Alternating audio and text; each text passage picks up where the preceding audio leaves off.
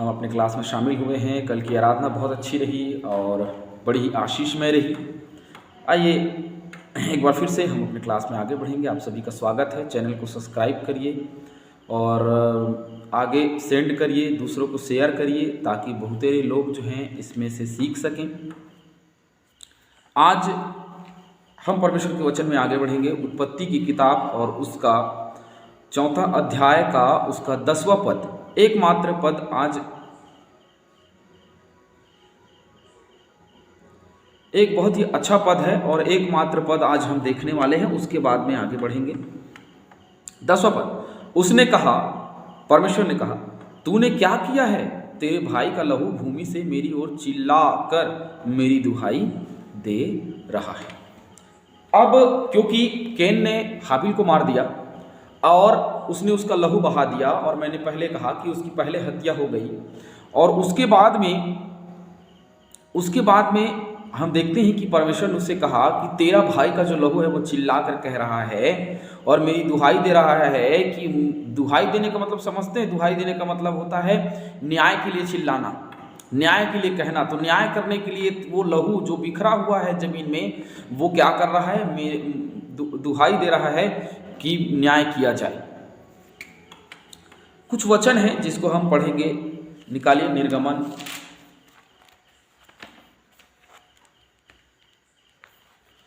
और जैसे उसने हत्या किया और हत्या करने के बाद में वह हत्यारा हो गया, और जब वह हत्यारा हो गया तो हम सब जानते हैं कि हत्यारा होने के बाद में क्या होता है।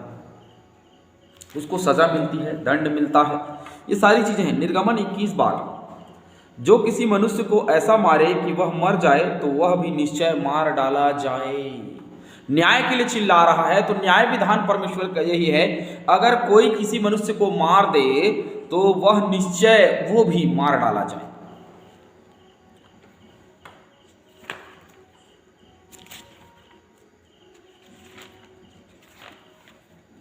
व्यवस्था विवरण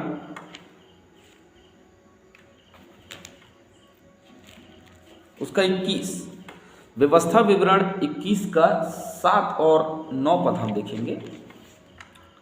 यह खून हमने नहीं किया और न यह हमारी आंखों के सामने हुआ काम है। इसीलिए हे यहोवा, अपनी छुड़ाई हुई इजरायली प्रजा का पाप ढांप कर निर्दोष के खून का पाप अपनी इजरायली प्रजा के सिर पर से उतार, तब उस खून के दोष से उनको क्षमा कर दिया जाएगा। यों वह काम करके जो यहोवा की दृष्टि में ठीक है, तू निर्दोष के खून का दोष अपने मध्य में से दूर करना। अब ये निर्दोष था हाबिल, और कैसे दूर करना है? परमेश्वर के मध्य में, और इसका दंड उसे मिलना तय है। पहला शामिल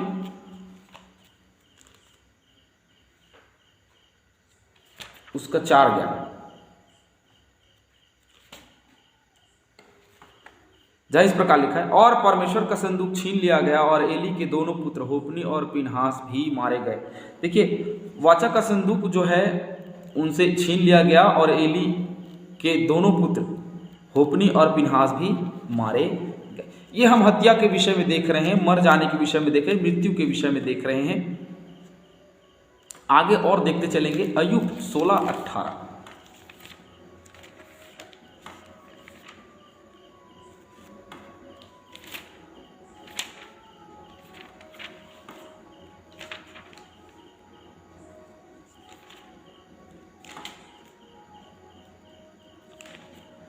अय्यूब 16:18 देखते हैं। 16:18 में क्या लिखा हुआ है? हे पृथ्वी, तू मेरे लहू को न ढांपना और मेरी दुहाई कहीं न रुके। अब ये दुहाई के विषय में बात हो रही है कि उसकी दुहाई, हे पृथ्वी तू मेरे लहू को न ढांपना। और ये हाबुल का जो लहू है उसको ढांपा नहीं गया है, पृथ्वी ने उसको ढांपा नहीं है, और वो दुहाई दे रही है, तो मेरी दुहाई कहीं ना रुके। अब भी स्वर्ग में मेरा साक्षी है और मेरा गवाह ऊपर है। कहाँ ऊपर? उसकी गवाह है, और वो परमेश्वर गवाह है। यहाँ पे परमेश्वर गवाह है उसके खून का, उसके हत्या का। किसके? हाबिल के हत्या का परमेश्वर गवाह है, और वो कह रहा है कि वह दुहाई दे रहा है। परमेश्वर मुझसे चिल्ला करके कह रहा है कि मुझे न्याय चाहिए। 24:2 देखेंगे अय्यूब।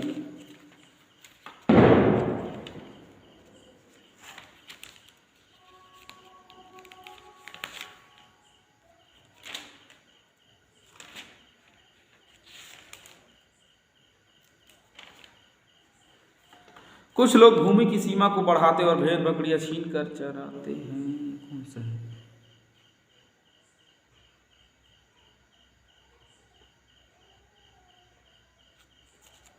सॉरी 31 अयुब 31-38।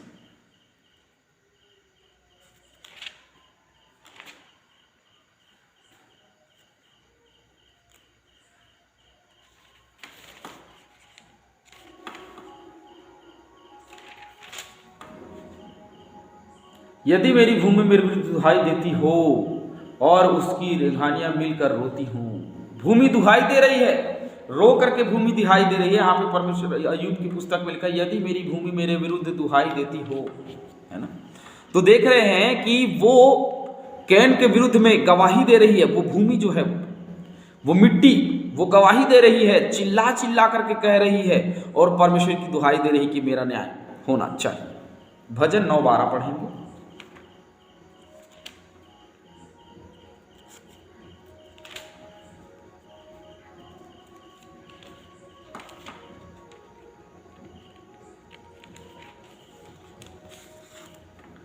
क्योंकि खून का पलटा लेने वाला उनको स्मरण करता है, वह दीन लोगों की दुहाई को नहीं भूलता।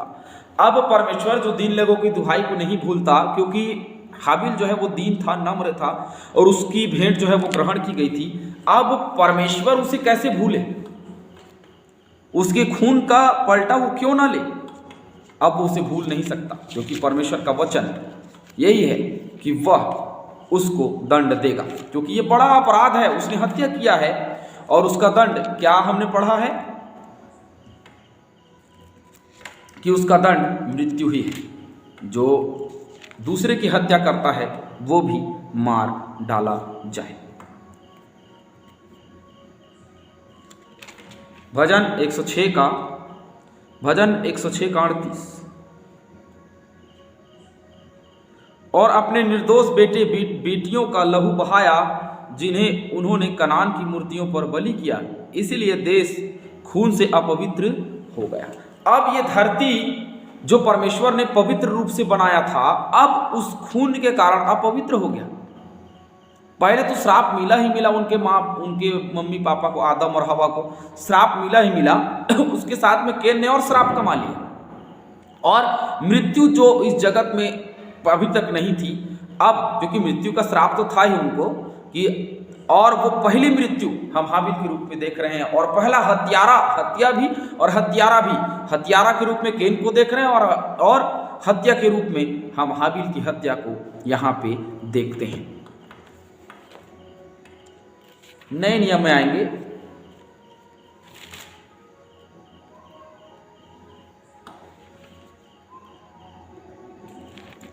इब्रानियों 12:24। और नई वाचा के मध्यस्थ यीशु और छिड़काव के उस लहू के पास आए हो जो हाबिल के लहू से उत्तम बातें कहता है। हाबिल का लहू जो बात कह रहा है वो चिल्लाकर परमेश्वर की दुहाई दे रहा है, लेकिन यीशु की लहू का छिड़काव जो है वो अलग है। उसी के पास जब हम आते हैं, मसीह यीशु के लहू के पास जब हम आते हैं, तो वो हमें सीधे स्वर्ग ले जाता है। और हाबिल का जो लहू है वो सिर्फ बातें कहता है, और वो कौन सी बातें कहता है, उससे ज्यादा वो दुहाई दे रहा है परमेश्वर की। प्रकाशित वाक्य पढ़ेंगे हम लोग।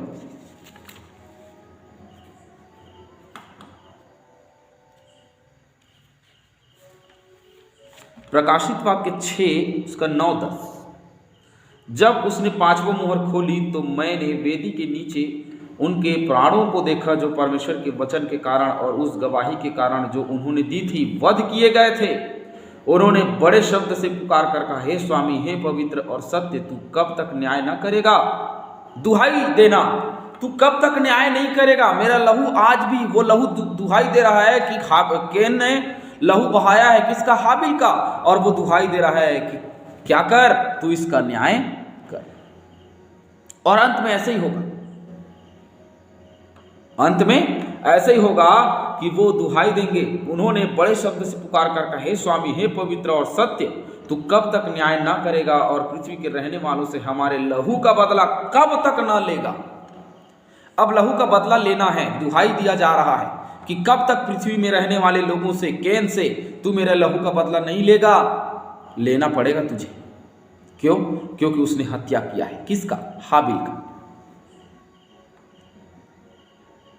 अब 11वें पद में देखते हैं, इसीलिए अब भूमि जिसने तेरे भाई का लहू तेरे हाथ से पीने के लिए अपना मुंह खोला है, उसकी ओर से तू क्या है? शापित है। किसकी ओर से? उस पृथ्वी की ओर से अब तू शापित है। उसको शाप दे दिया कि पृथ्वी की ओर से तू क्या है? शापित है। आगे, चाहे तू भूमि पर खेती करे, 12वें पद, चाहे तू भूमि पर खेती करे तो भी उसकी पूरी उपज फिर तुझे ना मिलेगी और तू पृथ्वी का पर भटकने वाला और भगोड़ा होगा। तब केन ने यहोवा से कहा, मेरा दर्द सहने से बाहर है।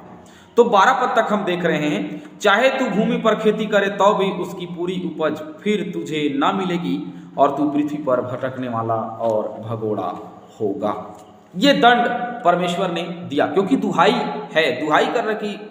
कब तक मेरे लहू का पलटा ना लिया जाएगा? तो लहू का पलटा लिया गया, तू खेती करेगा तो उसका उपज चला जाएगा और तू पृथ्वी में भटकने वाला होगा और भगोड़ा होगा। तू किसी स्थान में नहीं रह पाएगा, स्थिर नहीं रह पाएगा, तुझे भागना पड़ेगा और भटकना पड़ेगा जिंदगी भर।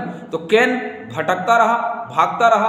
किससे? परमेश्वर के न्याय, परमेश्वर के दंड के कारण वो भागता रहा।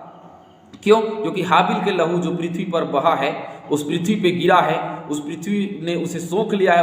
वह लहू कूट कूट करके जोर जोर से चिल्ला चिल्ला करके यह गवाही दे रहा है कि मेरा लहू बहाया गया, उसका न्याय कर। और उसका न्याय परमेश्वर ने किया।